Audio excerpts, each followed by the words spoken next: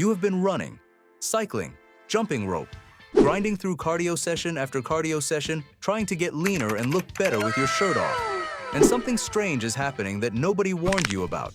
You are getting smaller, but not in the way you wanted.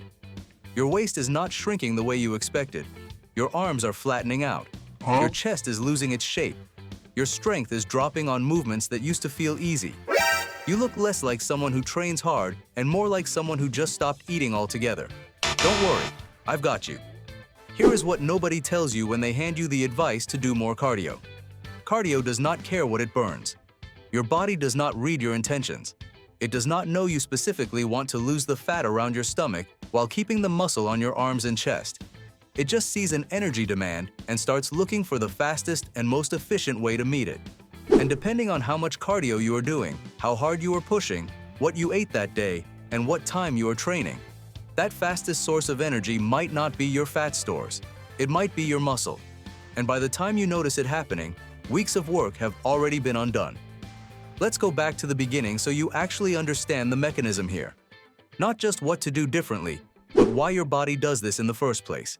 Because when you understand the why, the fix makes sense instead of just feeling like another rule to follow. How your body actually fuels itself. Your body has three primary fuel sources it draws from during exercise.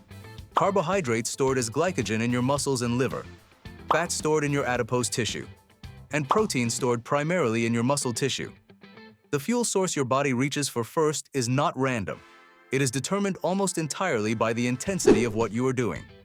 At low to moderate intensity, a brisk walk, a light jog, a steady bike ride where you can still hold a conversation, your body primarily burns fat. The fat burning zone you have heard about is real.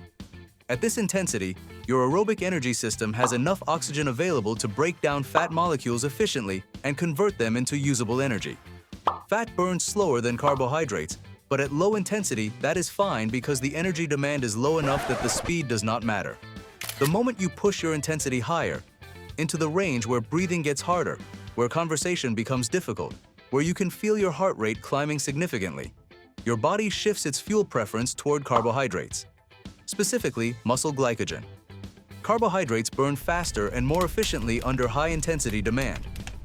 Your body is not being lazy, it is being smart. It is choosing the fuel that can keep up with the pace you are setting. This is where the trouble starts for most people. Because high-intensity cardio feels productive. It feels like you are working harder, so you must be burning more. And in terms of total calories burned per minute, you are. But the type of fuel you are burning has shifted. And if your carbohydrate stores are running low, which happens when you are in a calorie deficit, when you have been eating low carb, when you skipped a meal before training, or when you are training fasted, your body runs out of its preferred high-intensity fuel faster than you think. And then it looks for the next available option: protein, specifically the amino acids sitting in your muscle tissue. The process. Nobody talks about this process has a name: gluconeogenesis.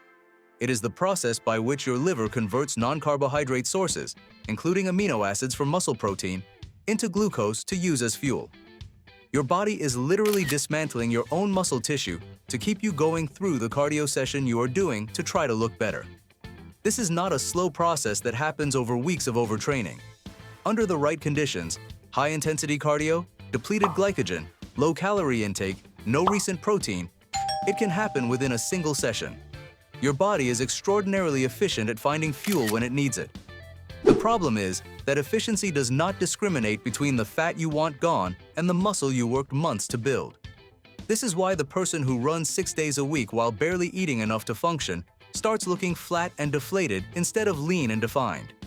This is why people who commit to hours of cardio per week while dieting hard often end up with a lower body fat percentage but no visible muscle underneath to show for it.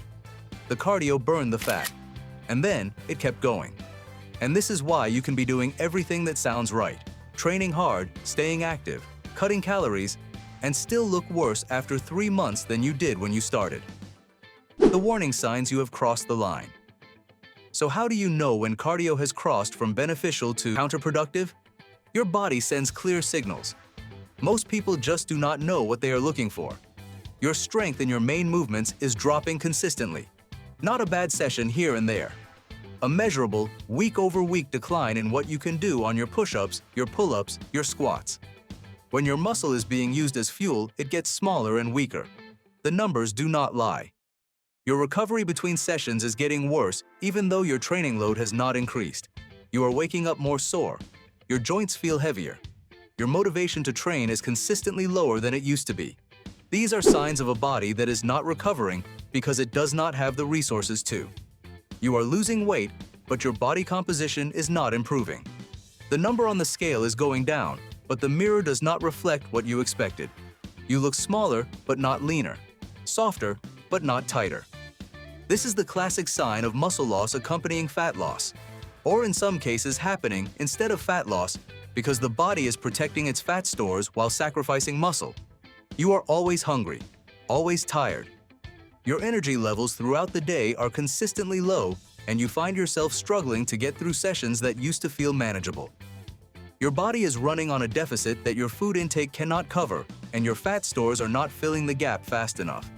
Any one of these on its own warrants attention. A combination of two or more is your body telling you directly that something needs to change. The cardio sweet spot.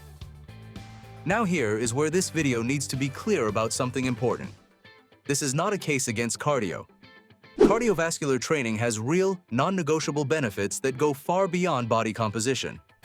Heart health, lung capacity, metabolic efficiency, cognitive function, stress management, sleep quality, and long-term longevity.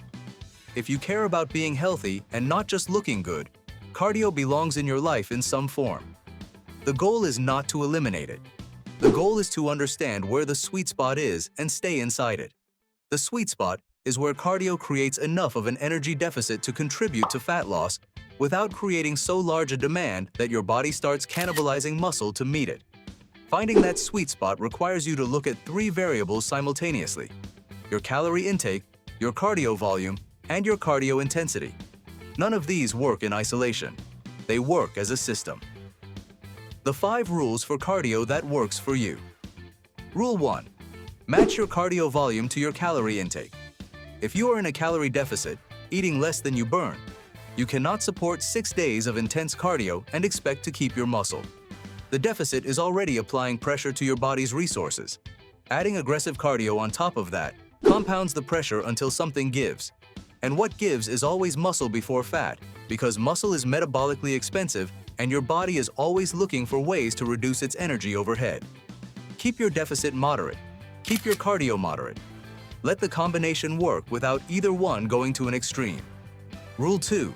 Prioritize low to moderate intensity cardio over high intensity when your primary goal is body composition. Walking is the most underrated fat loss tool in existence, and almost nobody takes it seriously because it does not feel hard enough to be effective. 7,000 to 10,000 steps a day burns meaningful calories without depleting your glycogen stores, without triggering significant muscle protein breakdown, and without the recovery cost of intense training. It does not interfere with your strength sessions. It does not spike your hunger the way intense cardio does.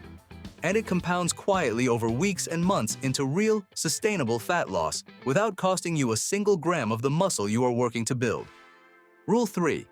Never do high-intensity cardio fasted if preserving muscle is a priority.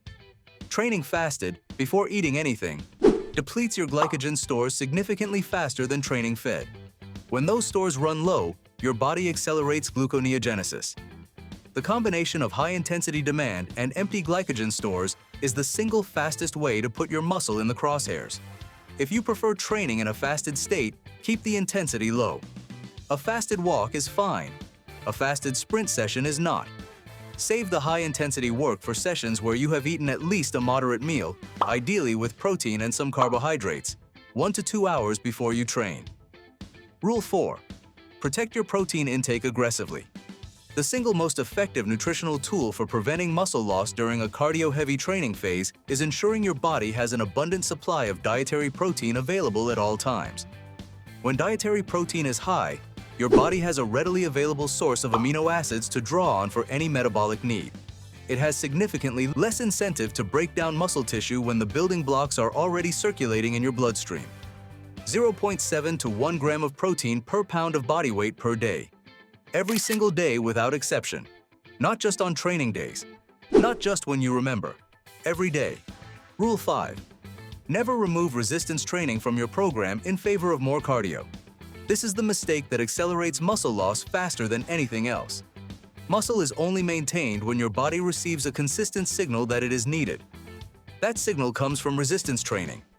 When you place a load on your muscles, whether that is a barbell, a dumbbell, or your own body weight, your body interprets that demand as a reason to keep the muscle it has. The moment you remove that signal and replace it entirely with cardio, your body receives no reason to maintain the metabolically expensive tissue you have built and every reason to use it as fuel. Cardio does not send a muscle preservation signal. Only resistance training does. The two need to coexist. Cardio is not a replacement for lifting. It is a complement to it. Putting it all together. Here is the full picture. Your body burns fat efficiently at low to moderate cardio intensity. At high intensity, it shifts to carbohydrates. When carbohydrates run low, it turns to muscle protein through gluconeogenesis. That process accelerates when you are in a large calorie deficit, training fasted, eating low protein, and have removed resistance training from your program. The result is a body that gets smaller without getting leaner, which is the exact opposite of what you were working toward. The fix is not complicated. Walk more and sprint less. Keep your calories at a moderate deficit, not a crash. Eat your protein every single day without negotiation. Keep your resistance training in the program no matter what, and match the intensity of your cardio to the resources your body actually has available to fuel it. Your body is not working against you. It is working exactly as designed. The only question is whether you are giving it the right inputs to do what you actually want it to do. Cardio is a tool. Used correctly, it accelerates your results. Used without understanding it, undoes them. Now you know the difference. Apply it starting with your next session. If you want more of this, I've got you. Like and subscribe for more tips and tricks for the everyday grind.